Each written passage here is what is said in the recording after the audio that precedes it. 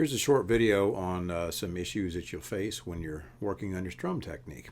We're not going to go into too much detail about the whole issue of holding the pick because that's a whole other video by itself, but the short version of that is there are a lot of ways to hold the pick. The more players you watch, the more videos of players you watch, the more different ways you'll see of working with the pick. And you know, a lot of people try a lot of different methods and manage to make them all sound great. So the real truth is that you have to find the way that works best for you, and the only person who can figure that out is you.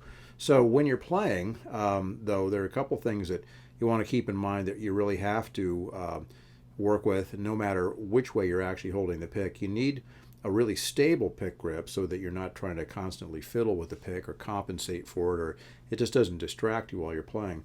And you need a lot of support for the pick, both from the thumb above and then from however you create the support underneath the pick. That's really kind of the moving target. Some people will hold it with two fingers like this to stabilize it. Some people are way out on the tip of the index finger. Anyway, I like to crook the index finger back so I've got a lot of support underneath the pick. And that has felt comfortable to me for years now, and so that's what I like to do. Anyway, more about that later on. But the deal is that when you're strumming, you're trying to concentrate mostly on two aspects of the sound. The first one is how hard you're hitting the strings. And you generally want to keep your hand really relaxed, because if you've watched my fingering videos, this is a theme that we're going to repeat over here, which is it doesn't take a lot of strength to be able to strum the guitar. You don't have to dig the pick in. In fact, you want to think of the pick as a brush, not a blade, and just flick it across the tops of the strings.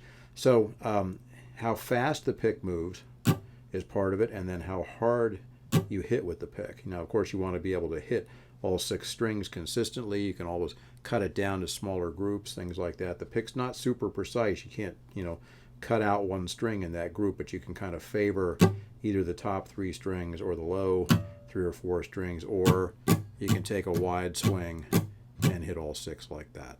Okay. Let's get further into the motion of this drum. Now, wouldn't it be great if there was one way to do this and it worked for everybody 100% of the time? And of course, that's just plain not the case. So just like how you hold the pick, working out the version of the strum motion that works best for you is a project that only you can tackle. But there are some useful things to kind of keep in mind. So again, make friends with the pick, first of all, so that it feels like it's just part of your hand and doesn't really require any thought at all.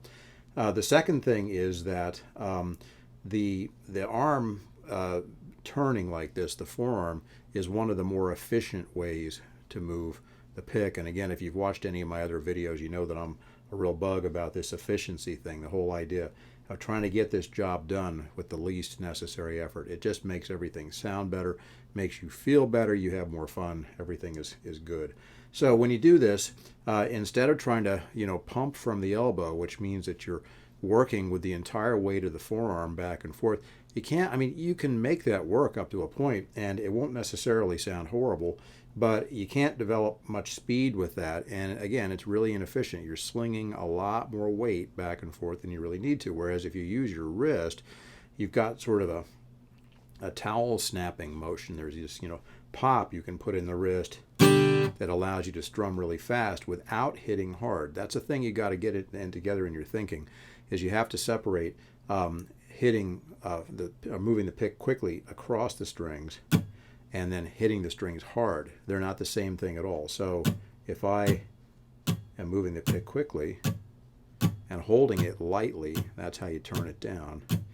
Okay, then if I want to play louder, I'm going to hold the pick gradually tighter, and that's where the volume comes from. You'll see that the motion of my hand, the swing of my hand, didn't really change.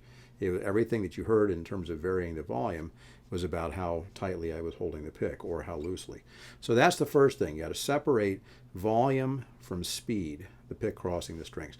The second thing is that the right hand, or the strumming hand, is really unbalanced for this kind of thing. It absolutely favors strumming down towards the floor. And so if you do that, you might notice there are 3 stages to what's going on. First of all, I start with my hand turned up towards my face a little bit, okay? What's going to happen is you're going to want to think about 3 steps in the strum motion. Start with your hand turned up towards your face a little bit. That's like getting a baseball bat back over your shoulder and then waiting for the ball to come. Then there's the actual swing where you make contact with the strings, and then there's a follow through at the bottom. So it's 3 separate steps, 1, 2, 3, but of course it gets executed as one continuous motion like that, okay? Now, where a lot of people wind up in trouble is they try to start with their hand flat to the strings.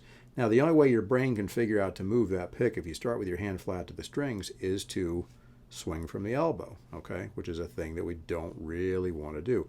It's such a limited technique. It's really going to put a ceiling on what you can learn to do as a rhythm guitar player using your strumming technique. So don't use that kind of as the primary source of motion for moving the pick when you're strumming. I really recommend working with this rotation of the forearm, okay, back and forth like this. So when you strum down, get the pick up, strum down, follow through, okay, down and around like that, okay? And again, don't dig in, don't try hard, just move quickly and lightly, and you'll get a great sounding strum. Now, you're hearing me strum the muted strings rather than a chord, and that is because that's a great way for you to be able to really evaluate whether or not you're hitting the strings quickly or if you're moving more slowly and getting a more broken or sort of mushy sound. We want it quick, so that it's as much as possible. It sounds like you're creating one sound by doing that. Now, the problem is that when we try to come back up, because picks do 2 things, they go down, they go up, that's all you get. So when we come back up, you've got to be able to start with your hand rolled towards the floor a little bit, swing up and around, okay? And your hand is not going to like doing that. It sort of stresses the support underneath the pick. Remember, we talked about that a second ago. It's really important to have a stable grip with the pick. You've got to lift your hand against gravity. That makes a difference. And then also, your forearm doesn't like rolling up as much as it likes rolling down. But your ear is going to say that it's got to sound the same when you go down and when you come back up. Nothing should change in terms of speed or volume. You should be able to get the same sound essentially in both directions. It's a little different when you hit down. You'll tend to get more emphasis on the bass strings, and when you hit up, you'll tend to get more emphasis on the treble strings. So there's always that, but we use that, expressively when we play, so you can decide whether you want to go all downs and create a heavier sound, or sort of what some guitar players call a boom ching, boom for the bass, ching for the treble strings, and kind of go back and forth like that. Okay, so that's enough for now, but pick grip, fast, okay, and hard enough to get a solid sound, but not very hard, brush, not a blade, okay, and then work on trying to get consistent motion between the down strum and the returning up strum. Okay.